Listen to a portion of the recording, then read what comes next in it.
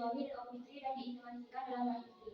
Dalam hal ini, spermatozoon oknum dan kehamilan seluruhnya berasal dari suami istri yang bersangkutan. Ini dilakukan sebab pasangan suami istri kesulitan untuk meneruskan keturunan dengan sebab tertentu. Padahal anak keturunan ialah lengkap dalam kehidupan rumah tangga. Pertanyaannya, berikan analisa Anda terkait hal tersebut.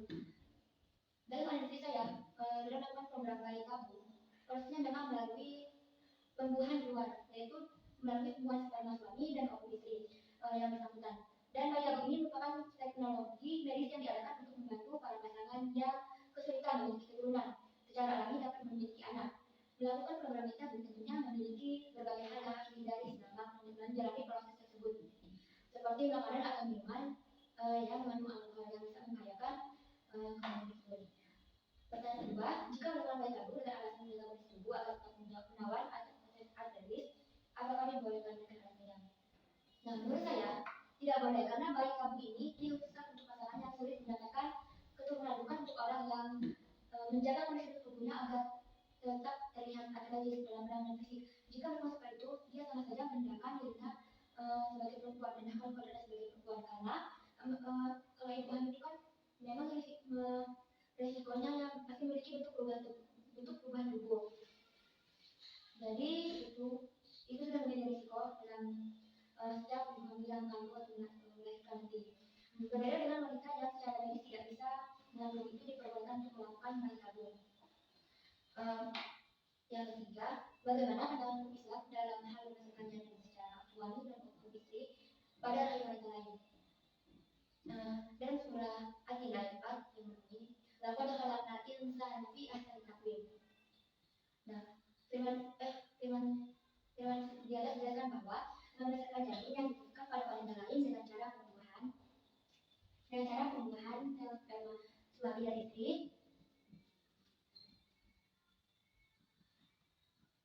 sperma suami dan istri yang dititipkan kepada wanita lain itu tidak diperbolehkan.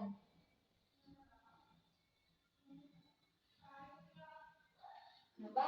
Karena ini tuh termasuk zina. Karena kan pasangan suami istri itu kan menitipkan sel sperma tersebut kepada wanita lain. Nah, itu nanti akhirnya itu haram dan zina. Nanti juga nasabnya ini tidak ada hubungannya dengan orang tua yang menanamkan sel sperma tersebut, tapi dia yang anak nanti ada hubungannya dengan orang tua yang melahirkannya, meskipun itu bukan sel dan oknumnya itu bukan dari si perempuan tersebut. Jadi jika melakukan pembuahan sel sperma dan oknum dan dititipkan pada wanita lain, itu tuh haram hukumnya, dan nanti anak tersebut tidak sah.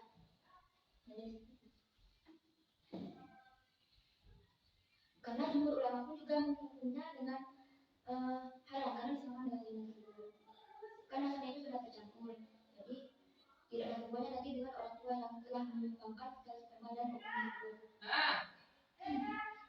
Baiklah, yang kedua, Islam membolehkan poligami dengan jumlah wanita yang terbatas dan tidak mengharuskan umatnya melaksanakan monogami. Dalam artian seorang laki-laki hanya boleh beristri seorang saja. Dalam keadaan dan situasi apapun, poligami dilakukan sebagai jalan keluar untuk mengatasi pengaruhan kebutuhan seks laki-laki supaya tidak bermaksiat zina yang dilarang Islam, atau sebagainya, seperti mengurusi bidang usaha tertentu sehingga memiliki istri lebih dari seorang istri. Pertanyaannya, setujukah Anda dengan poligami? Jika setuju, berikan alasannya, dan jika tidak, berikan alasannya dengan argumentasi yang logis dan akademis, dengan diagnosis berbagai penerapan. Menurut saya di sini, saya tidak setuju meskipun dalam Islam diperbolehkan jika suami berpoligami. Kenapa?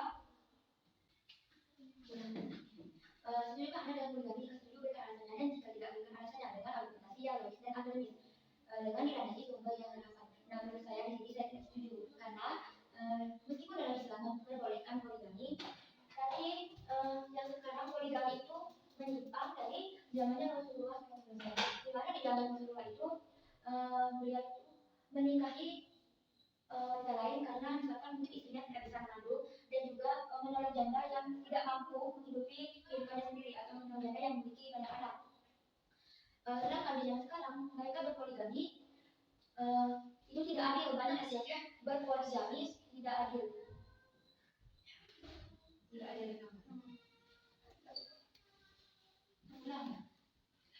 Dan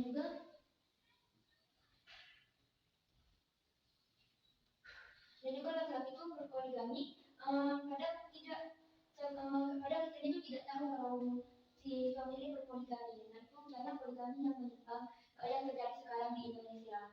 Jadi menurut saya tidak setuju dengan poligami tersebut.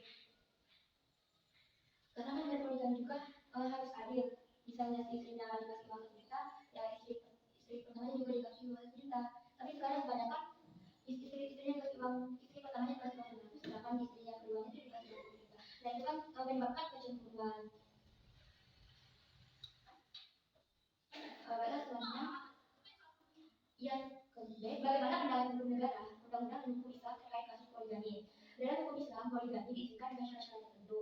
Al-Quran surah An-Nisa ayat 3 menyebutkan bahwa seorang muslim laki-laki diizinkan untuk memiliki istri lebih dari 4, asalkan ia mampu memperlakukan istri-istrinya dengan adil dan rata. Syarat adil dan rata di sini seringkali menjadi subjek interpretasi dan penafsiran yang berbeda dari mazhab dan para ulama. Sedangkan dalam hukum negara, terutama dalam konteks negara yang sistem hukum sekuler, poligami biasanya tidak diakui atau diatur secara ketat. Di banyak negara, hukum pernikahan umumnya membatasi seorang untuk menikahi hanya satu pasangan. Hukum negara juga cenderung melindungi hak-hak perempuan dan mencegah eksploitasi dengan mengatur batasan-batasan dalam hal hukum Islam dan hukum negara. Dapat berbeda tergantung di mana negara dan manusia. Oleh karena itu, jika seorang memiliki pertanyaan atau keinginan untuk menikah lebih dari satu istri, sebaiknya harus mempelajari hukum dan negaranya. Hukum dan negara di mana tempat mereka tinggal. Jadi itu ketika kita berpoligami dan hukum negaranya itu kita tinggal di mana tempat kita tinggal.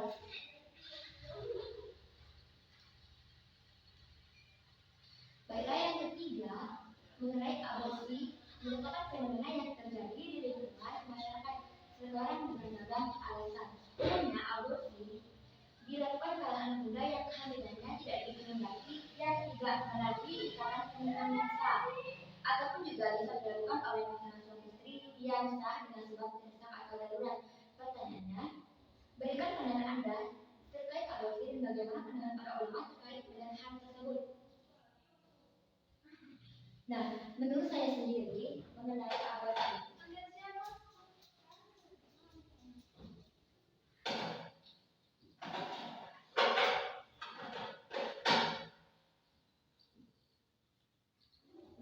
aborsi ini menurut pandangan saya itu tidak boleh, karena sama saja dengan menghilangkan nyawa janin yang tidak berdosa.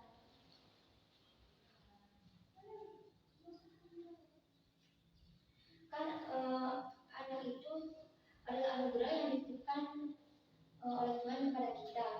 Tuhan menunjukkan baik anak itu kepada kita karena Tuhan percaya bahwa kita itu sudah mampu dalam memproduksi seorang anak.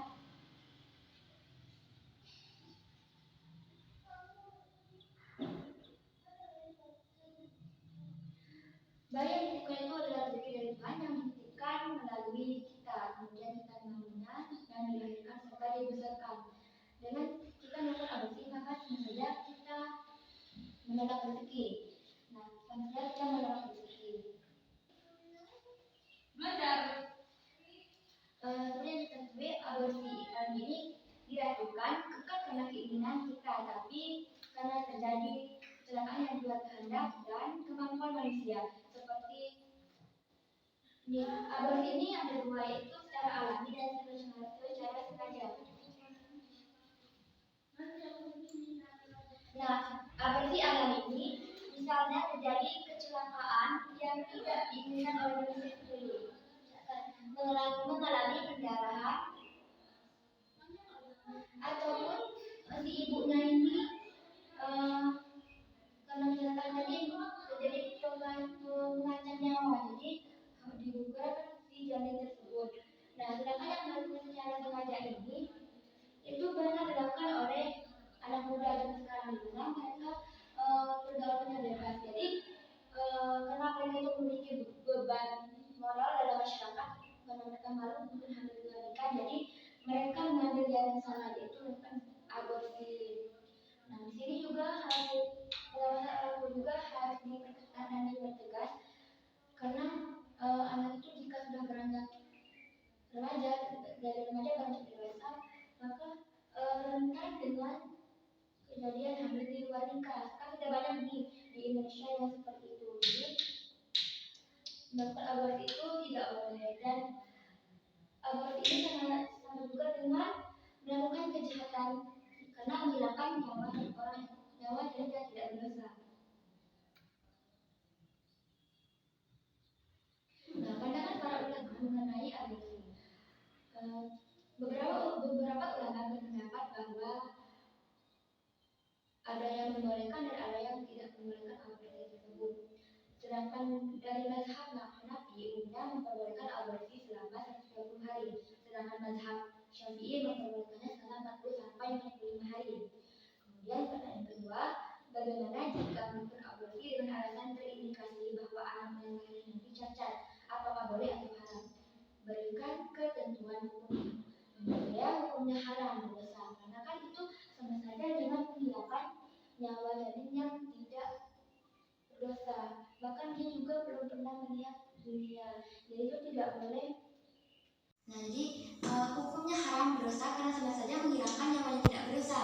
Bukan bahkan belum sempat untuk melihat dunia, karena cacat itu bukan dari bayi sendiri, kemungkinan dari orang tua di masa muda yang sering minum alkohol dan minuman keras. Yang terakhir, berikan solusi sebagai tindakan aborsi. Sebaiknya jika kita telah dititipkan anugerah untuk memiliki anak yang dimana anak ini adalah rezeki, dan pernah ada niatan untuk melakukan aborsi, karena Allah telah percaya pada kita bahwasanya kita mampu dan sudah pantas menjadi seorang ibu mengenai persoalan itu sudah takdir masing-masing. Mungkin bisa jadi dari anak tersebut bisa merubah perekonomian kita. Jadi untuk para remaja juga yang menuju dewasa, karena dia merasa itu sangat ramainya mengenai hamil di luar nikah. Jadi sebenarnya harus adanya sosialisasi mengenai hal tersebut jika kepada remaja.